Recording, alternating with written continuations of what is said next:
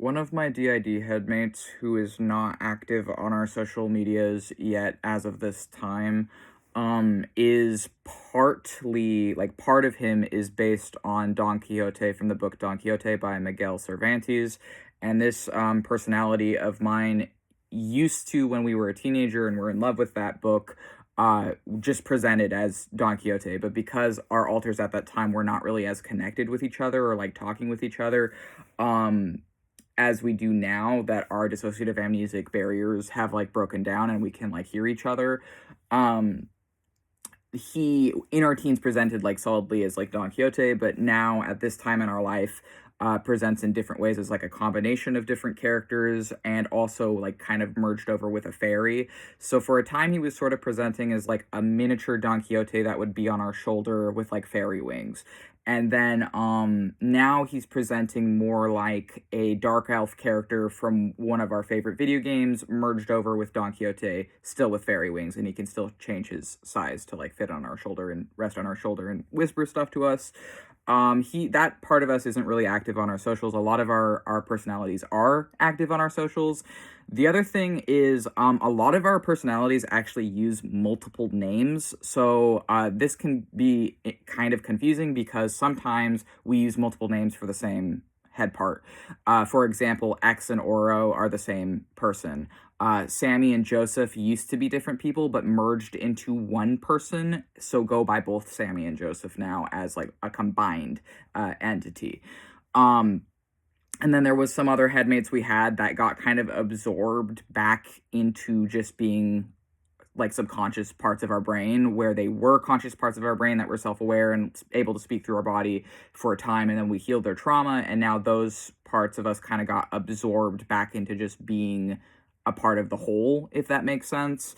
So some of our alters, when they were healed, were no longer with us. And one of the things that is interesting is some of our alters wanted to integrate. Like one of our alters in particular really wanted to integrate, but upon healing him, would no longer wanted to or no longer as desperately wanted to integrate, and is actually what we found is, even though we healed that part of us as best we could for now, he still is like a separate personality. He hasn't integrated back into our brain to be just like a subconscious like part of the mass of our brain, I guess.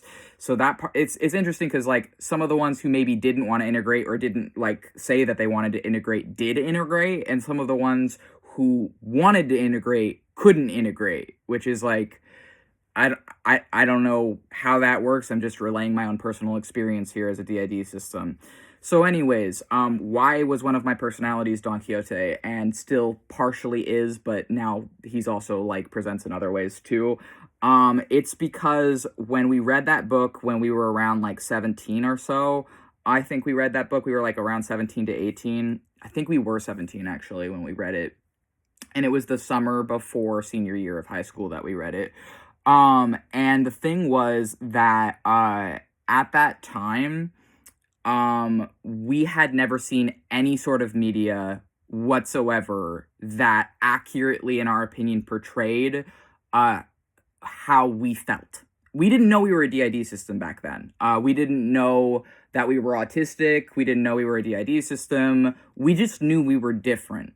And we couldn't express how. It was like we weren't able to articulate what it was about us. Reading Don Quixote was the first portrayal in fiction that we'd ever seen that felt like, oh, this is like me. Like, this is kind of like me. Like, this, what this person is experiencing, where he's living in his own world and he's sort of detached from those around him, and he's like dissociating in his own like identity and doing his own thing, and other people don't understand that for him and don't support that for him and just think he's crazy essentially. But this is who he is he is this knight persona that he has. Like, this is how he's living as an older man. And it was the first time we'd really seen a portrayal of dissociation in fiction that we personally related to at that time, as someone who didn't yet know that we are disabled in the ways that we are, because we were living at that time under a different disability that we no longer agree with the label. It was the first time we really saw a character that was like, oh, we can relate to this. Like, this is something we're experiencing, and I've never seen something like this before.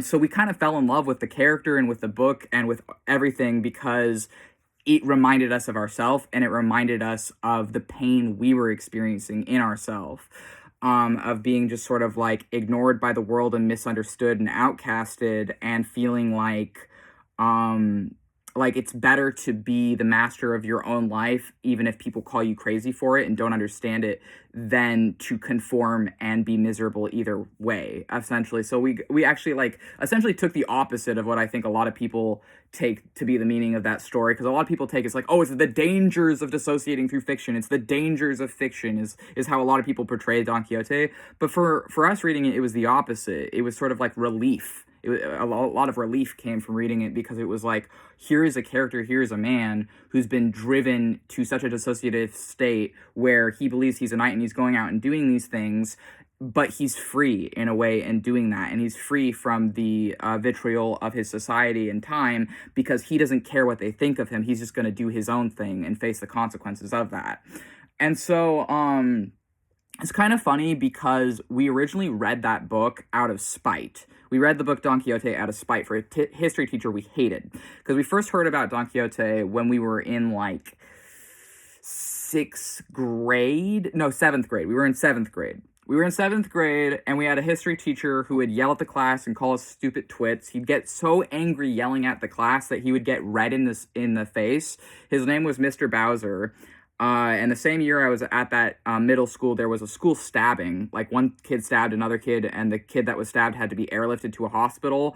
And the kid that stabbed the other kid, a different kid, ran after that kid. The PE teacher ran after the kid who stabbed the first kid, because it was during a public assembly. And he went to juvenile detention or prison, like kid prison. And the kid who was stabbed up had to be airlifted to a hospital in a different city, because there was not a good hospital in the town. There was one hospital in that town. There was also one junior high in that town. There was no, it was just the one junior high. There was no other options for kids of that age range in that town. It was a very small town. At that time, this was a while ago. It's probably changed, but this was 2011. So anyways, that's a bit unrelated to this story, but that was really traumatic for me at that time. And I remembered that because it was public, it happened in public for the entire assembly to see. Just another example of violence in American schools that so many of us in Gen Z have witnessed public violence in our schools, which, people are like, why is Gen Z so against the government and all this other? It's like, well, maybe it's because you guys didn't fucking protect us in schools, and we witnessed shit like public stabbings in our fucking schools as 11-year-olds. Maybe that's why a lot of us are socialists, communists, and anarchists, is because you did fucking nothing to protect us from shit like that. I wonder why Gen Z doesn't like the government. Anyways, so in 7th grade, there was a teacher, Mr. Bowser. He would scream at his students in class. I was 11. And he would scream at us and yell at us and call us stupid twits. And he would get red in the face. He was so angry. He was so fucking angry. Anyways, so every day he'd be yelling at us, getting red in the face. And we were forced to read excerpts from Don Quixote. And he liked me because I was obedient, but I fucking hated him. So he liked me because I just did what I was told, like a fucking good little pawn. And I got good grades in his class, and he essentially was friendly to me, but would scream at the rest of the class. So I fucking hated him. And he had just read to us excerpts of Don Quixote, but I felt like the way he taught about it, or the way he spoke about it, it made me hate him more, and it made me hate Don Quixote, but also be kind of curious about it. And then when I was 17, when I found a copy of Don Quixote, I decided to read it out of spite for that teacher. I'm like, I'm going to, read it, have a laugh, see what's in here. And then I started reading it, and I fucking fell in love with the book, and I was like, wow, this is actually a really good fucking book. No wonder this is such a classic. No wonder this is so popular still to this day, considered the first modern novel or whatever. And it's this is actually a really good fucking book. And, but I also found that I consistently do not agree with a lot of the fucking snobs who read the book, or the literary snobs who are like, I don't know. Essentially, I feel like the book is like intentionally kind of coded in a way where like people who maybe have suffered in this life great evils, I think are going to take a different meaning from reading Don Quixote than fucking English teachers who scream at their class and get red in the face, or these literary snobs who think they're better than everyone else because they've read classic literature or whatever the fuck. They're going to take a completely different meaning than people who have, like, I think can relate to Don Quixote, who are reading the book Don Quixote. So, and I'm not by any means saying that this character is like, you know, a good character or a good role model. Like, obviously there's a lot of fucking racism in the book. There's a lot of, shit that Don Quixote does that is like very of its time. And of the Renaissance, I mean, and like there's outdated shit in there. There's problematic shit with the book. There's problematic shit with Don Quixote. I'm not saying it isn't problematic, but I'm saying it's a good fucking book, and it did definitely change my life, and that's why one of my one of my DID headmates or personalities presents as Don Quixote. So yeah, that's that story. And if you liked this video, feel free to like, comment, subscribe, whatever, and I'll see you in the next one.